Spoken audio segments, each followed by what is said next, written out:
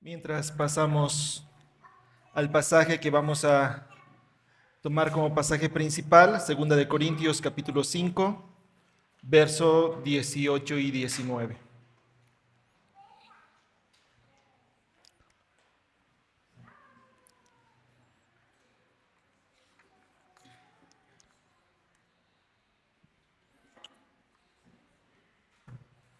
Estaba pensando sobre cómo se van acomodando las cosas y tal vez alguien podría pensar que ha sido intencional lo de la lectura programada para antes de empezar el culto, lo de la Santa Cena y ahora el mensaje que se va a compartir.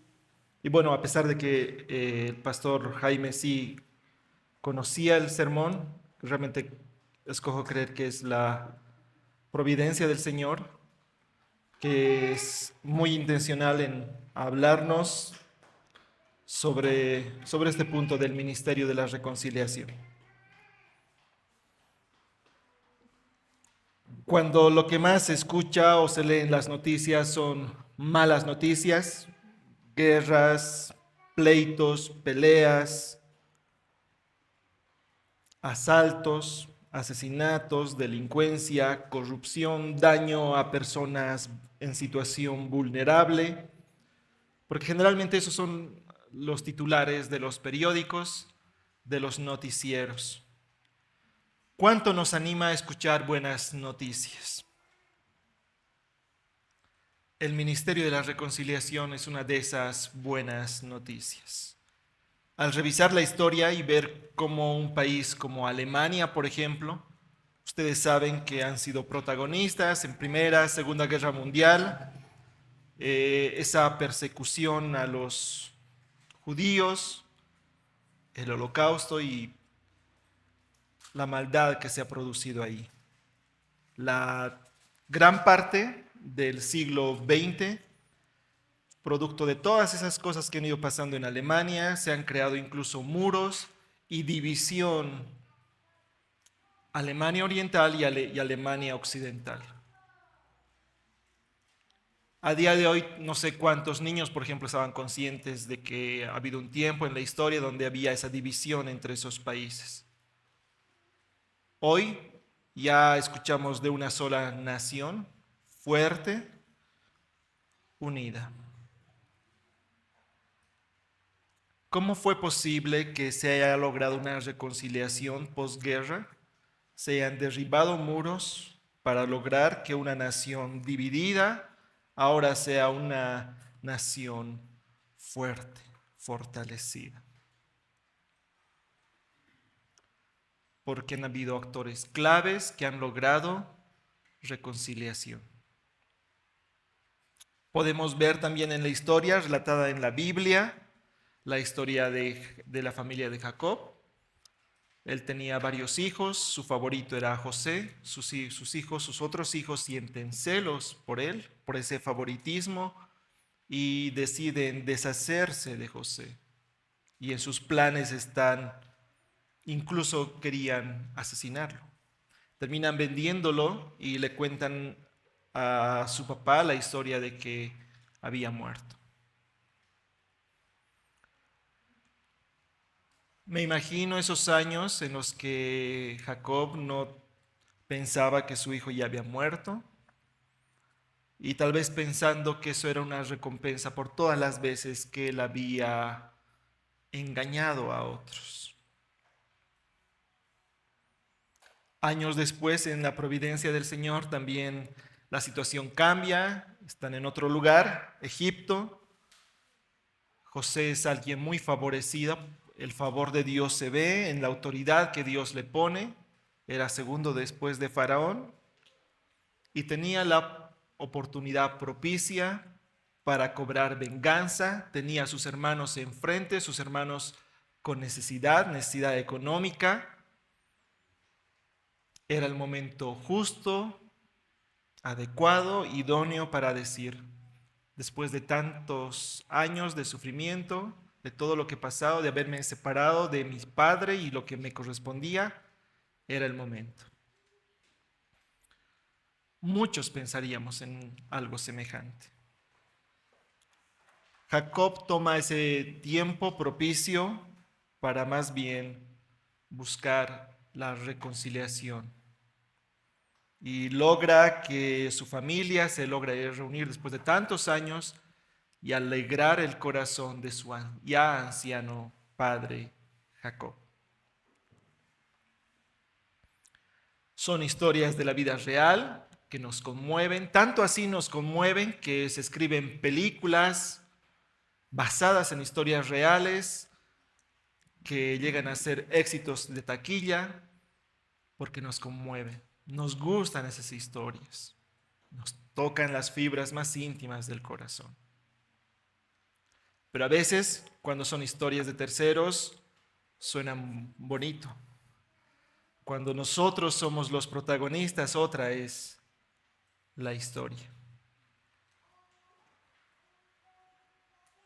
Pero hay una historia que es mucho más fascinante que esas historias que acabamos de mencionar. Es la reconstrucción de un país o la restauración de una familia.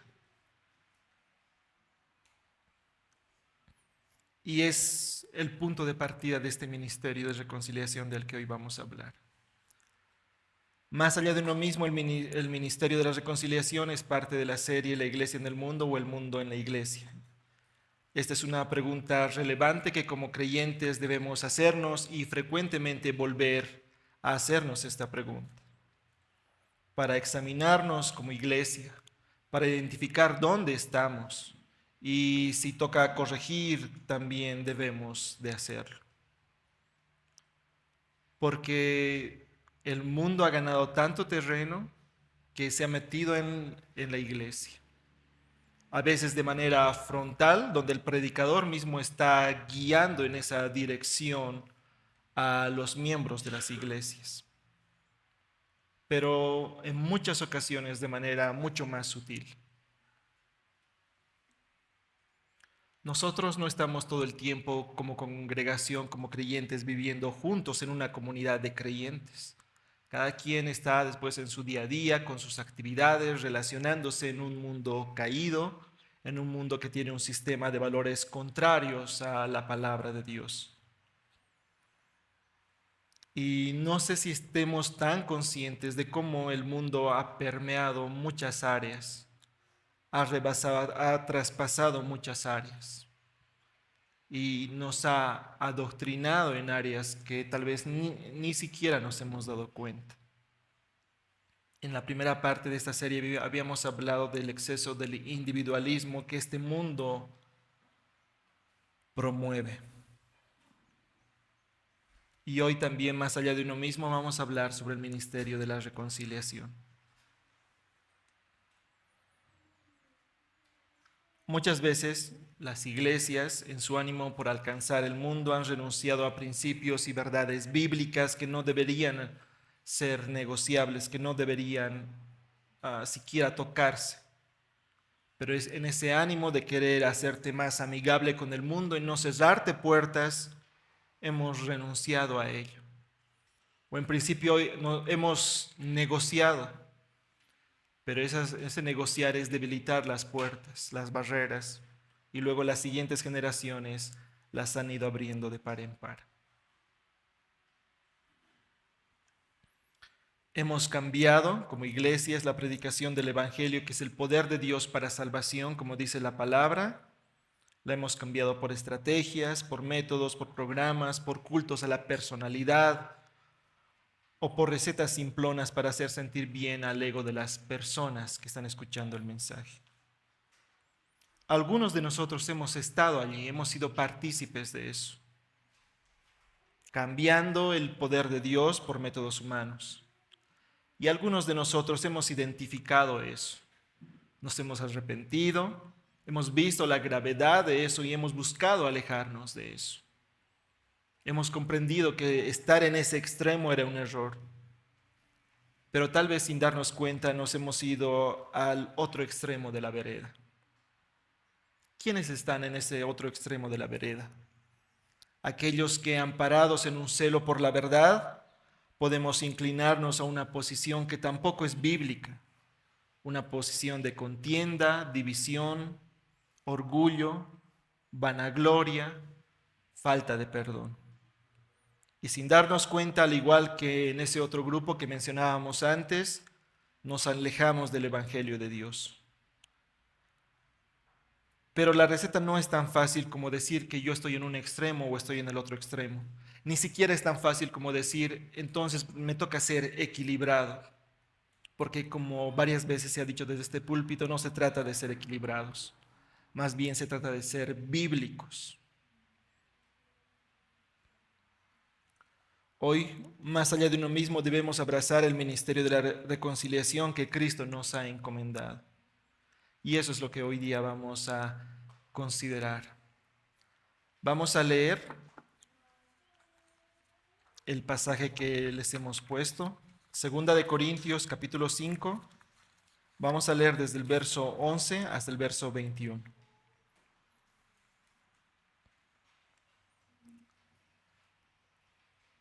Segunda de Corintios 5, voy a leer desde el 11 en adelante. Por tanto, conociendo el temor del Señor, persuadimos a los hombres, pero a Dios somos manifiestos, y espero que también seamos manifiestos a vuestras conciencias. No nos recomendamos otra vez a vosotros, sino que os damos oportunidad de estar orgullosos de nosotros, para que tengáis respuesta para los que se jactan en las apariencias y no en el corazón. Porque si estamos locos es para Dios, y si estamos cuerdos es para vosotros. Pues el amor de Cristo nos apremia, habiendo llegado a una conclusión, que uno murió por todos, por consiguiente todos murieron. Y por todos murió, para que los que viven ya no vivan para sí, sino para aquel que murió y resucitó por ellos. De manera que nosotros de ahora en adelante ya no conocemos a nadie según la carne, aunque hemos conocido a Cristo según la carne. Sin embargo, ahora ya no le conocemos así. De modo que si alguno está en Cristo, nueva criatura es. Las cosas viejas pasaron, he aquí, son hechas nuevas. Y todo esto procede de Dios, quien nos reconcilió consigo mismo por medio de Cristo y nos dio el ministerio de la reconciliación. A saber que Dios estaba en Cristo reconciliando al mundo consigo mismo, no tomando en cuenta a los hombres sus transgresiones, y nos ha encomendado a nosotros la palabra de reconciliación. Por tanto, somos embajadores de Cristo, como si Dios rogara por medio de nosotros. En nombre de Cristo os rogamos, reconciliaos con Dios. Al que no conoció pecado, le hizo pecado por nosotros, para que fuéramos hechos justicia de Dios en él. Señor, gracias por esta oportunidad que nos das de poder abrir tu palabra. Gracias por este ministerio que nos has dado. Probablemente no lo hemos considerado de una manera práctica o lo hemos dejado de lado. Y hoy sentimos corazones cargados, capaces, que no se sienten capaces de ser portadores de este ministerio. Señor, rogamos que abras nuestro entendimiento de cada miembro, de cada asistente hoy acá, Señor, que tú puedas abrir el entendimiento y ayudarnos a considerar este ministerio, primero en nuestras vidas, y después, Señor, que podamos ser vasos útiles para ti, instrumentos tuyos para gloria y honra tuya. Te pedimos esto en el nombre de Jesús. Amén.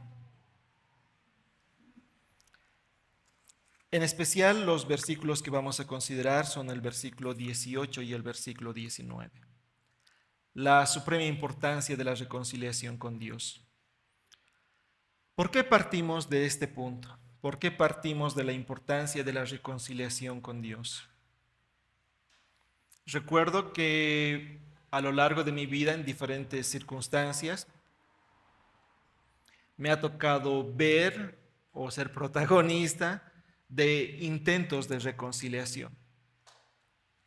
Y lo más práctico es, ¿no?, llamar a esas dos personas para que se reconcilien. Cristian, ven acá, ¿verdad?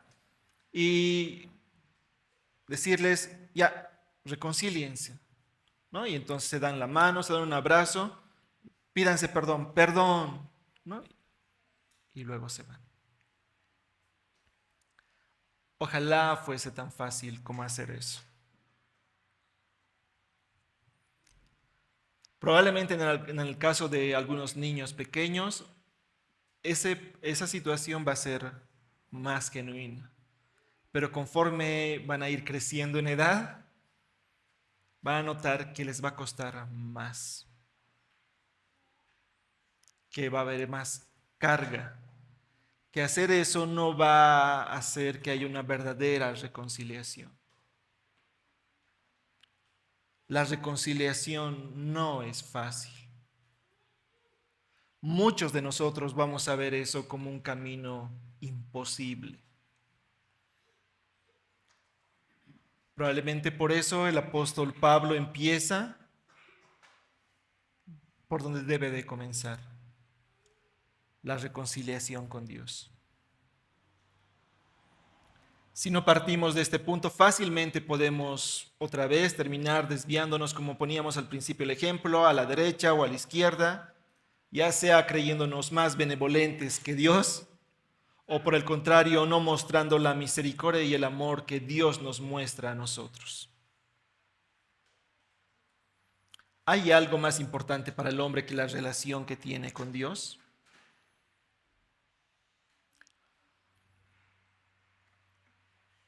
Lo cierto es que probablemente en este contexto de iglesia muchos vamos a decir que no, que en este contexto de iglesia vamos a decir que lo más importante es la relación que tenemos con Dios. Pero a veces ni siquiera nosotros hemos medido o hemos olvidado la tremenda diferencia que es estar en paz con Dios o estar en enemistad con Dios. La Biblia es muy clara porque dice que no hay un punto intermedio. No podemos estar neutrales con Dios. O estamos en paz con Dios o estamos en enemistad con Dios. Si estamos en una situación de amistad y paz con Dios, bienaventurado por ese hombre. Ni la más alta de las enemistades, ni la más grande dificultad que pases en este mundo va a poder levantarse en tu contra. Va a poder ser equiparable a esa bendición que es estar en una relación de paz con Dios. Pero así también aquel que, por más que haya poseído todos los éxitos que este mundo pueda ofrecer, o si ha conseguido todos los sueños que tenía desde pequeño, que albergaba en su corazón, pero está en una relación de enemistad con Dios, es el más miserable de los miserables. Hay muchas razones por las cuales no consideramos en mejor dimensión lo que Cristo ha hecho. Primero es el estado espiritual en el que el ser humano se encuentra. Realmente no consideramos la gravedad de la maldad. Tendemos a querer medirnos con aquel que es visto como el más malvado de los malvados, ¿no? Probablemente con un narcotraficante, con un asesino.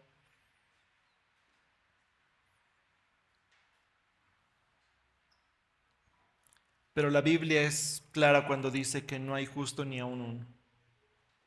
No hay quien busque a Dios.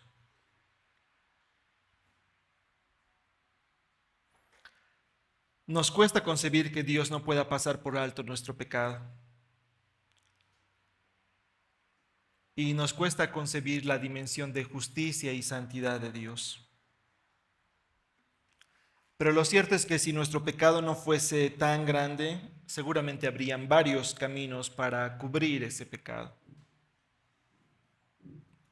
La Biblia relata lo grande, lo complicado y cómo ese pecado realmente es una barrera para relacionarnos con Dios y que solamente Cristo ha tenido que pasar por lo que ha tenido que pasar, el escarnio que se hizo de él, la muerte que ha tenido que pasar para que nosotros podamos estar en una relación de amistad, de comunión, de paz con Dios. Y la pregunta es si Cristo merecía eso, y obviamente la respuesta es que no se merecía eso. Cristo no merecía que la ira de Dios se derrame en él. pero a su vez era el único capaz de cargar tremenda carga. Y ese ha sido su propósito desde el principio. La Biblia dice que la retribución del pecado es muerte. La Biblia también dice que los hombres amaron más las tinieblas que la luz, porque sus acciones eran malas. Voy a citar a Hermann Hanko, quien explica algunas implicaciones que probablemente no hemos considerado. El Dios Trino eternamente nombró a Cristo para ser el mediador del pacto y así lograr la redención plena y completa a favor de los elegidos. Él fue elegido para llevar a cabo el propósito de Dios como Hijo de Dios en nuestra carne, para que Dios mismo llevara a cabo la redención. Dios estaba en Cristo reconciliando al mundo consigo mismo, como dice el versículo 19 del pasaje que hemos leído. Cristo cumplió su llamado al entrar en nuestra carne en el vientre de la Virgen María, sufriendo la ira de Dios, muriendo en la cruz, resucitando de los muertos y ascendiendo al cielo, donde Él es exaltado como Señor de todos. Se nos dice en las Escrituras que Cristo llevó la ira de Dios contra el pecado desde el principio de su encarnación hasta el final de su vida en la tierra. Aquí hay una maravilla, comenta Hanko. Mientras que Cristo llevó la ira de Dios a través de su vida, Él también era consciente de la aprobación de Dios para con Él. Por ejemplo, en su bautismo podemos leer en las Escrituras que dice que se escucha una voz y dice: "Este es mi Hijo amado en quien me he complacido". Cristo era consciente del favor de Dios y también era consciente de la ira de Dios, y así a lo largo de su vida terrenal. Muchas veces lo que más nos conmueve de la muerte de Cristo es el padecimiento que ha sufrido, el escarnio que ha sufrido de parte de quienes se burlaban de él, de los líderes religiosos, del ejército, del pueblo judío, de quienes acusaban y castigaban a Jesús. Y si bien eso es algo tremendo que se puede retratar muy gráficamente, por ejemplo, en las películas, hay algo más tremendo que eso. Eso no ha sido lo más terrible que Cristo ha tenido que cargar. Lo más pesado ha sido cargar la ira de Dios, que la ira de Dios se derrame sobre él.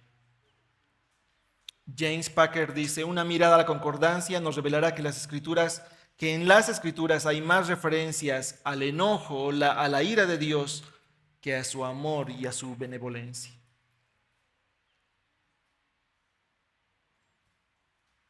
Dios quiere hacer manifiesto eso. Hanko continúa explicando: sin embargo, entre más Cristo se acercaba a la cruz, la conciencia de la ira de Dios crecía más y más, mientras que la conciencia del favor de Dios disminuía. En la cruz, la conciencia del favor de Dios fue completamente absorbido en la furia de la ira de Dios.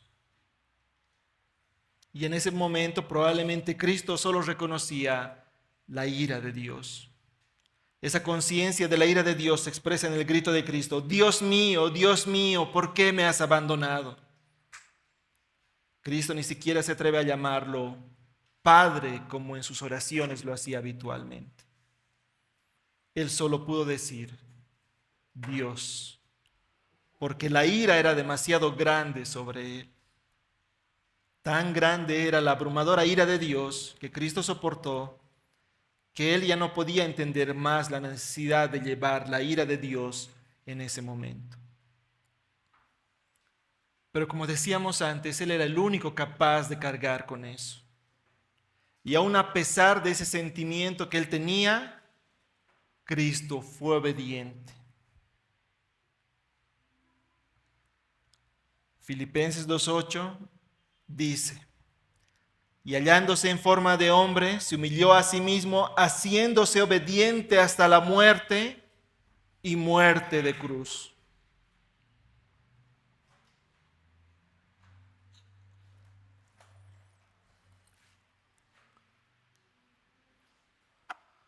Realmente, de este lado de la eternidad no vamos a lograr entender el tremendo peso que Cristo ha cargado, de la cual nosotros somos responsables. porque esa ira de Dios debía derramarse sobre nosotros. Pero Cristo ha decidido cargar con eso.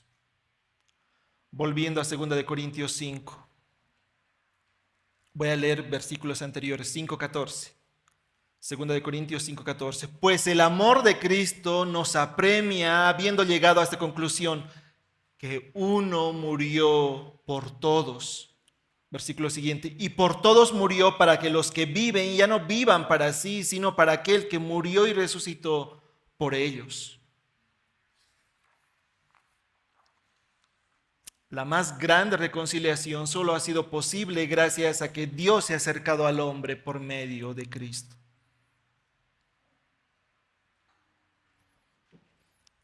Y es en ese contexto que está el versículo 17, que generalmente lo tomamos varias veces. De modo que si alguno está en Cristo, nueva criatura es. Las cosas viejas pasaron y aquí son hechas nuevas. La base es lo que Cristo ha hecho. La base es el Evangelio.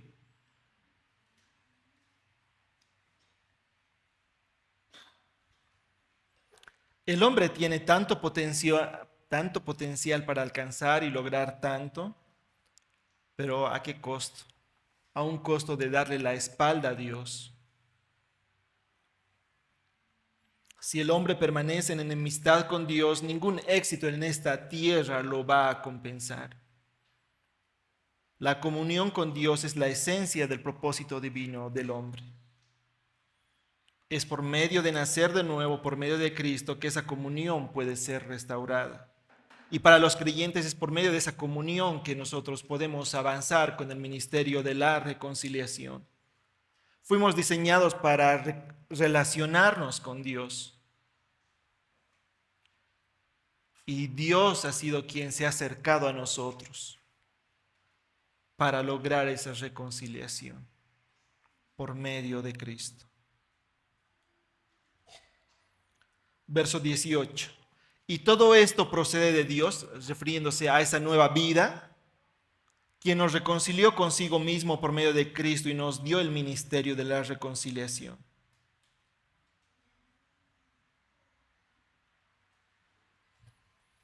Como dice en la verdad principal, reconciliación es restaurar una relación dañada entre dos partes. Según explica Alfonso Ropero, la reconciliación consiste en unir lo separado, en cancelar la deuda, en conducir a la amistad desde la enemistad, en traer a la paz desde la ruptura. Dios nos reconcilió consigo mismo por medio de Cristo. Versículo 19. Dios estaba en Cristo reconciliando al mundo consigo mismo. Dios estaba en Cristo restaurando una relación fracturada entre el hombre y Dios. Hermanos, esta es la base. Este es el mensaje.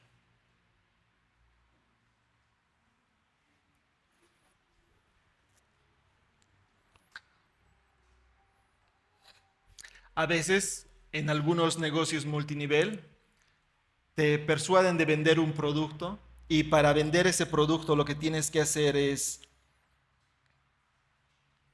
promocionar ese producto.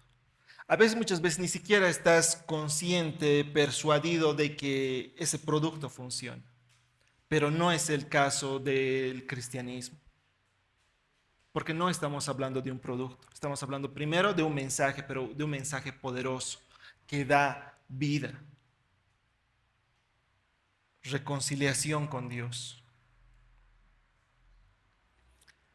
Y lo más grandioso de eso es que hemos sido llamados no solamente a reconciliarnos con Dios, sino que también hemos sido llamados a buscar la reconciliación con Dios de otras personas. Dios en Cristo ha encomendado a sus escogidos la palabra de la reconciliación. Presten atención a esos dos versículos que hemos leído, el versículo 18 y el versículo 19. En ambos dice, y todo esto procede de Dios, quien nos reconcilió consigo mismo por medio de Cristo. Y la segunda parte del versículo dice, y nos dio el ministerio de la reconciliación.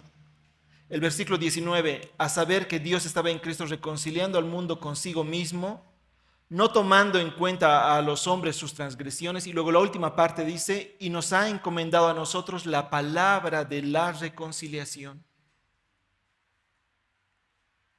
En ambos primero nos recuerda el mensaje y después lo que se nos ha encomendado.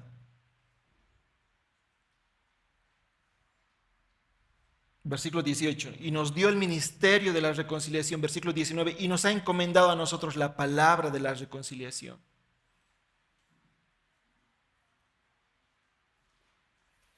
Y recuerdo lo que estaba diciendo Pablo antes en el verso 15, sino para aquel que murió y resucitó por ellos. El trabajo que Dios nos ha dado es el de proclamar y vivir la palabra de la reconciliación.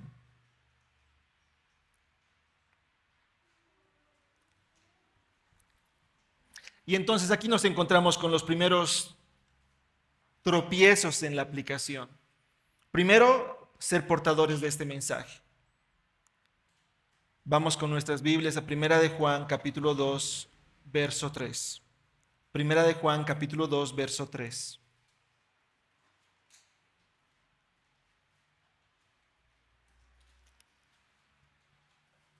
Y en esto sabemos que hemos llegado a conocerle, si guardamos sus mandamientos. El que dice yo he llegado a conocerle y no guarda sus mandamientos es un mentiroso, y la verdad no está en él. Pero el que guarda su palabra, en él verdaderamente el amor de Dios se ha perfeccionado. En esto sabemos que estamos en él. El que dice que permanece en él debe andar como él anduvo. Él anduvo compartiendo el ministerio de la reconciliación. Y ahora eso es lo que él nos manda. Jesús nos ha llamado a hacer lo que él ha hecho, compartir el evangelio.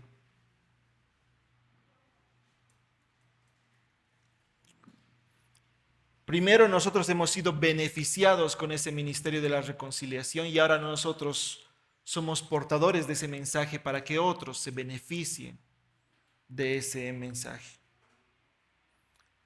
El verso 20 de 2 de Corintios dice, 5 dice, por tanto somos embajadores de Cristo, como si Dios rogara por medio de nosotros. En nombre de Cristo rogamos, reconciliaos con Dios.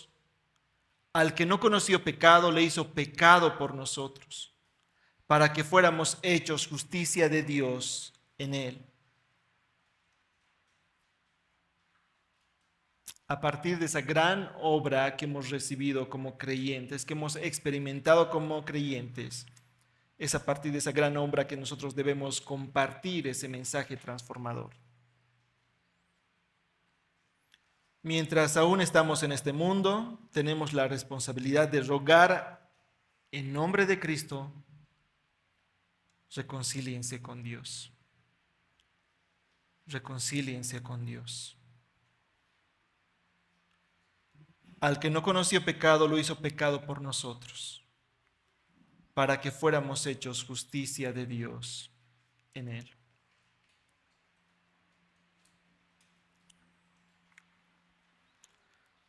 Y no sé cómo te está yendo en la evaluación de evaluarte, cómo estás siendo portador de este ministerio de la reconciliación, pero en el mundo occidental por lo menos, probablemente muchos podemos esforzarnos por hacer esta proclamación. Reconcíliate con Dios. Y tal vez vamos a sufrir alguna burla, vamos a sufrir alguna vergüenza, algún desprecio, pero en el mundo occidental esas cosas son llevaderas, por lo menos por ahora. En otros lugares el escenario es mucho más complejo. De hecho, en el contexto en el que se escribe estas cartas, en las que Pablo escribe estas cartas, el panorama era mucho más complejo, era mucho más desfavorable.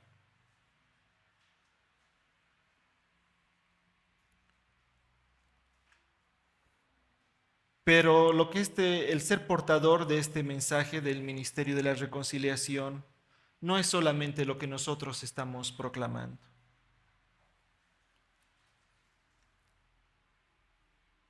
Proclamar el ministerio de la reconciliación no solamente es que nosotros prediquemos el Evangelio, sino también es que vivamos el Evangelio. O mejor dicho, que vivamos en el Evangelio. Cambiando nuestra forma de pensar, cambiando nuestra forma de actuar. Y entendamos que esto no es algo sugerido, sino que más bien es algo que se nos ha encomendado, que se nos ha mandado. Esto significa que estamos llamados a promover y buscar la reconciliación, principalmente con Dios, pero por extensión, unos con otros. Cuando a Jesús le preguntan cuál era el principal mandamiento de la ley, Él lo resume en 2 mandamientos. Amarás al Señor tu Dios con todo tu corazón, con toda tu alma y con toda tu mente. Y dice, y el segundo es semejante a este, amarás a tu prójimo como a ti mismo. De estos 2 mandamientos depende toda la ley y los profetas.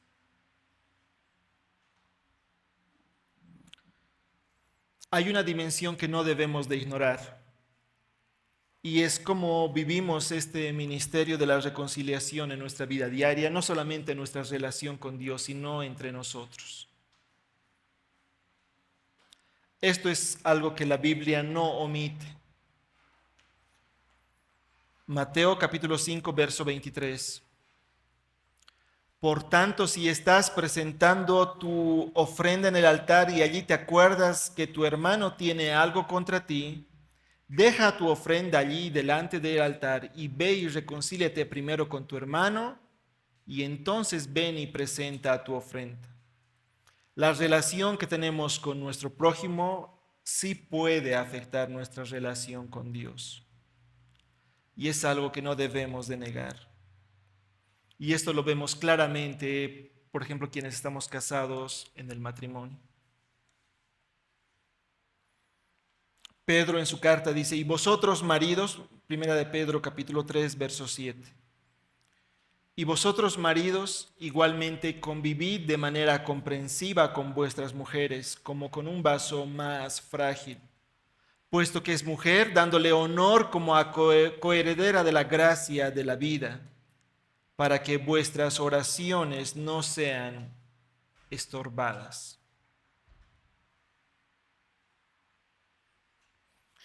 O el apóstol Juan en su primera carta, capítulo 4, verso 20. Primera de Juan, capítulo 4, verso 20. Si alguno dice, yo amo a Dios y aborrece a su hermano, es un mentiroso. Porque el que no ama a su hermano a quien ha visto, no puede amar a Dios a quien no ha visto.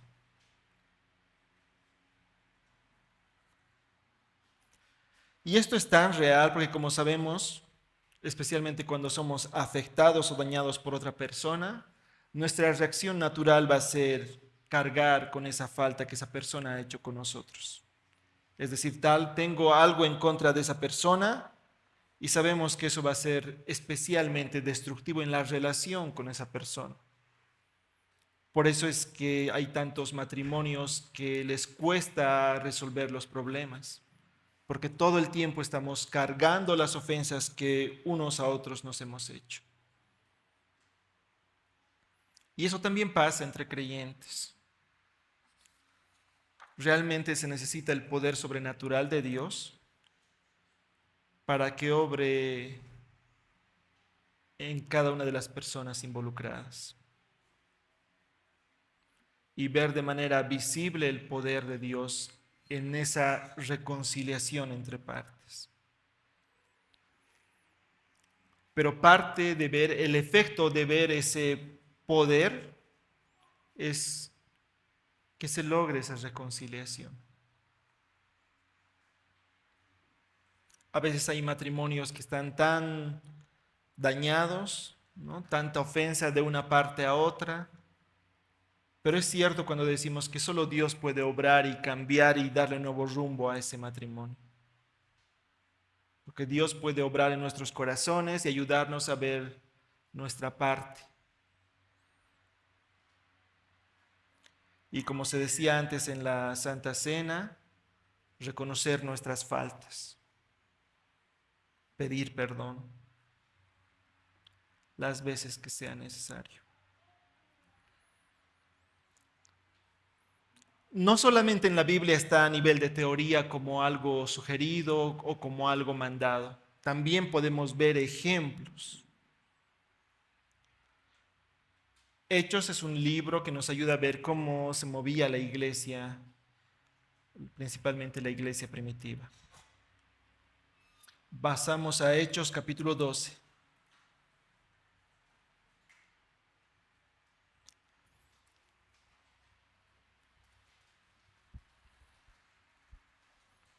Vamos a pasar por algunos pasajes en Hechos. Hechos capítulo 12, verso 25. Y Bernabé y Saulo regresaron de Jerusalén después de haber cumplido su misión, llevando consigo a Juan, llamado también Marcos. Para ese tiempo del ministerio, Bernabé es quien respalda el ministerio de Saulo, ¿no? Y entonces ellos empiezan a recorrer. Y este punto es importante por lo que luego pasa en Hechos 15. Pasamos a Hechos 15. Hechos 15, versículo 36.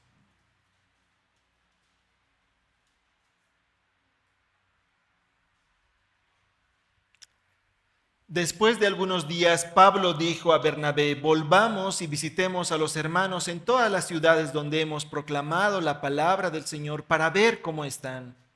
Bernabé quería llevar también con ellos a Juan, llamado Marcos. Pero Pablo consideraba que no debían llevar consigo a quien los había desertado en Panfilia y no los había acompañado en la obra. Se produjo un desacuerdo tan grande que se separaron el uno del otro. Y Bernabé tomó consigo a Marcos y se embarcó rumbo a Chipre. Mas Pablo escogió a Silas y partió siendo encomendados por los hermanos a la gracia del Señor. Estas cosas en líderes de la iglesia estamos viendo que pasaban, ¿no? Un desacuerdo, posiciones diferentes, ya sea desacuerdos por personalidad, por criterios o por decisiones, como en este caso, o por el pecado remanente que también cargamos aún como creyentes, por nuestras pasiones. Y la historia podría haberse quedado ahí, pero la Biblia nos da luces de cómo Dios ha obrado logrando reconciliación. Segunda de Timoteo capítulo 4. Segunda de Timoteo capítulo 4, verso 9. Procura venir a verme pronto. Es Pablo quien está escribiendo esta carta. Procura venir a verme pronto. Pues Demas me ha abandonado habiendo amado este mundo presente y se ha ido a Tesalónica. Crescente se fue a Galacia y Tito a Dalmacia. Solo Lucas está conmigo. Toma a Marcos y tráelo contigo porque me es útil para el ministerio. Y yo sé que a estas alturas alguien podría decir es que ya lo estaba llevando a nivel ministerial, como en un trabajo, ¿no? Donde tienes diferencias con alguien. Cuando tienes diferencias, dices, pero es un trabajo, tengo que aguantarlo, tengo que tolerarlo. Y entonces voy a llevar la fiesta en paz porque es trabajo. No creo que el enfoque de Pablo haya sido ese. Y creo que en este caso en particular, la Biblia da suficiente evidencia para mostrarnos que no ha sido el caso. Realmente ha habido una reconciliación entre Pablo y Marcos. Colosenses capítulo 4, verso 10. El contexto es Pablo está en prisión en Roma cuando escribe a los colosenses. Colosenses capítulo 4, verso 10. Aristarco mi compañero de prisión, os envía saludos. Colosenses capítulo 4, verso 10. También Marcos, el primo de Bernabé, acerca del cual recibisteis instrucciones, si va a vosotros, recibidle bien. Y también Jesús, llamado Justo, estos son los únicos colaboradores conmigo en el reino de Dios que son de la circuncisión, ¿sí? Que son judíos. Y ellos han resultado ser un estímulo para mí.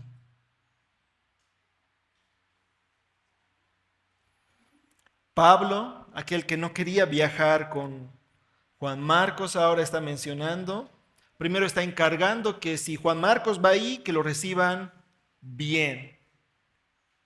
En muchas cartas vemos que Pablo dice, no, recíbanlo como si fuera yo mismo. Y después está diciendo, realmente este hermano es un estímulo para mí. Creo que es suficiente evidencia para mostrar el poder transformador de Dios.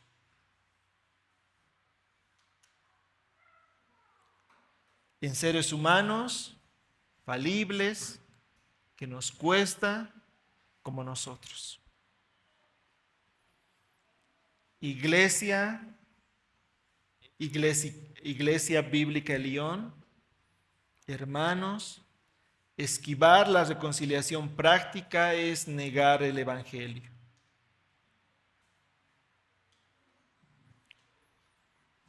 No es algo que nosotros debemos esperar a sentir, a que nos nazca. Si en nuestros propios matrimonios esperamos a que nos nazca hacerlo, probablemente estamos en una situación demasiado peligrosa. Pero no solamente en nuestros matrimonios, en la relación que tenemos entre nosotros, en cómo nosotros nos relacionamos con otros.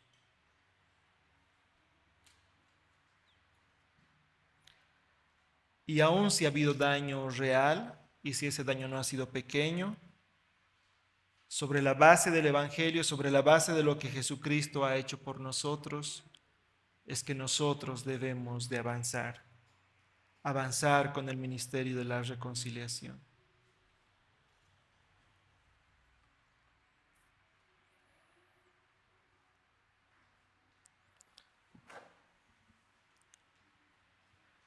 Cuando empecé esta serie, yo pensaba en que los temas iban a ir por otro lado.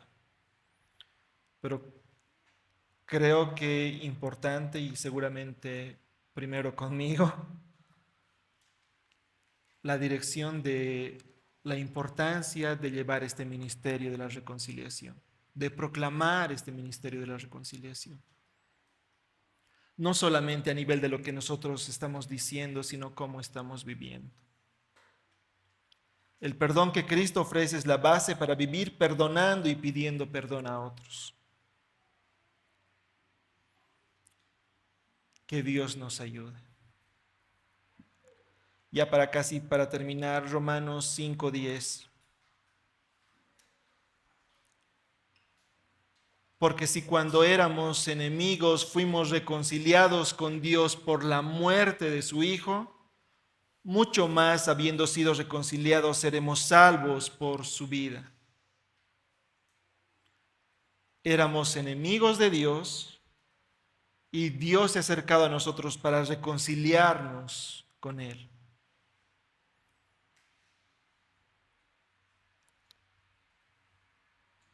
Entregando a su Hijo, sacrificando a su Hijo.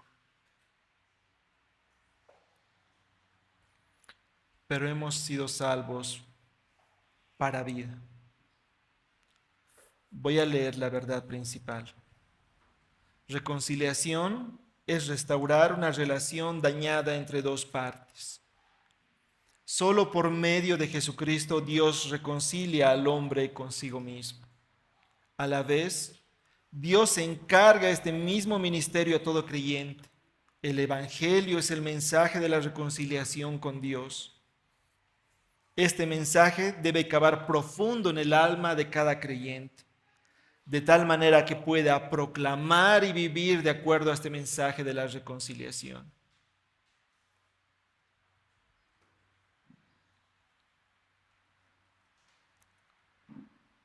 Porque agradó al Padre que en él habitara toda la plenitud y por medio de él reconciliar todas las cosas consigo, habiendo hecho la paz por medio de la sangre de su cruz, por medio de él. Repito, ya sean las que están en la tierra o las que están en los cielos. Y aunque a vosotros antes estabais alejados y erais de ánimo hostil, ocupados en malas obras, sin embargo ahora Él os ha reconciliado en su cuerpo de carne mediante su muerte, a fin de presentaros santos, sin mancha e irreprensibles delante de Él. Que nuestras vidas reflejen la magnitud de la reconciliación que hemos recibido y que nuestro mensaje resuene en cada lugar donde el Señor nos pone. Vamos a ponernos de pie y vamos a orar.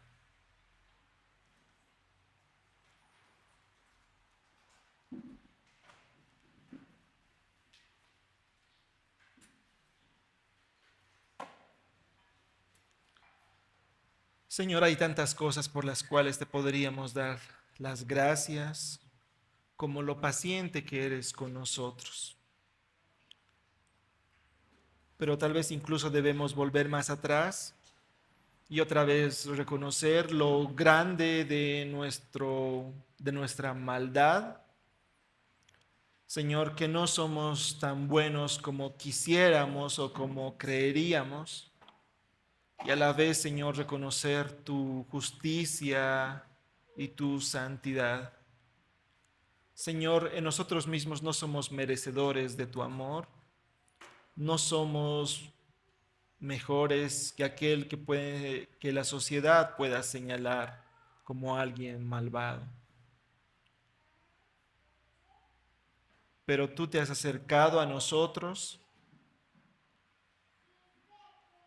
nos has alcanzado y en Cristo Jesús hemos alcanzado tu perdón. Señor, realmente a veces con los afanes de la vida no consideramos cuán difícil ha sido eso, cuán pesado ha sido cargar con nuestras faltas, con nuestras maldades. Que tu justa ira se derrame sobre Jesucristo. Y a la vez nosotros no podríamos ser fieles como Jesucristo ha sido, Señor.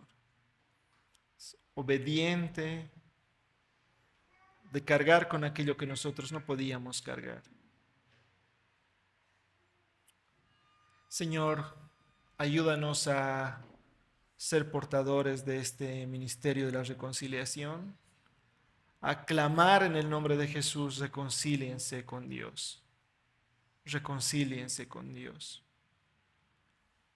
Tal vez incluso algunos de nosotros hoy estamos en un sentido enemistados contigo.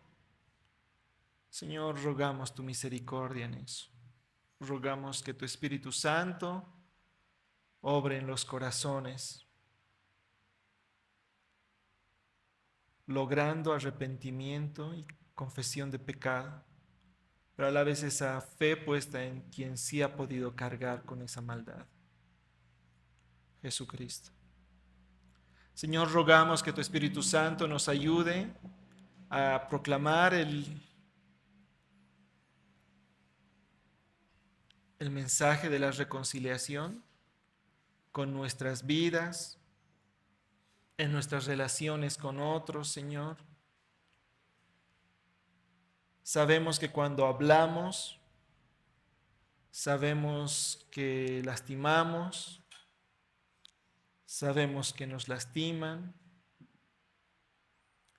Señor, rogamos que tú nos ayudes a, sobre la base de la obra de Cristo, buscar reconciliación verdadera.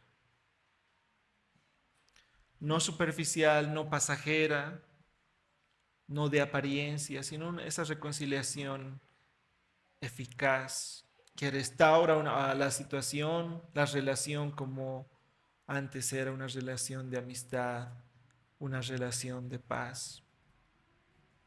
A la vez cuán privilegiados somos porque no solamente somos portadores de este mensaje, sino que nos beneficiamos de este mensaje. Porque podemos volvernos a ti, poder volver al mensaje, recordar estas verdades. Señor, oramos para que de esta iglesia, Señor, podamos ser mejores proclamadores del ministerio de la reconciliación. Y Señor, en lo práctico sabemos que hay matrimonios, que hay amistades, relaciones fracturadas también en este lugar. Ruego, Señor, que haya reconciliación. A nuestros ojos puede ser imposible, pero lo que para nosotros es imposible, para ti es posible, Señor. Tú puedes lograr esa reconciliación. Oramos por eso. Te lo pedimos en el nombre de Jesús. Amén.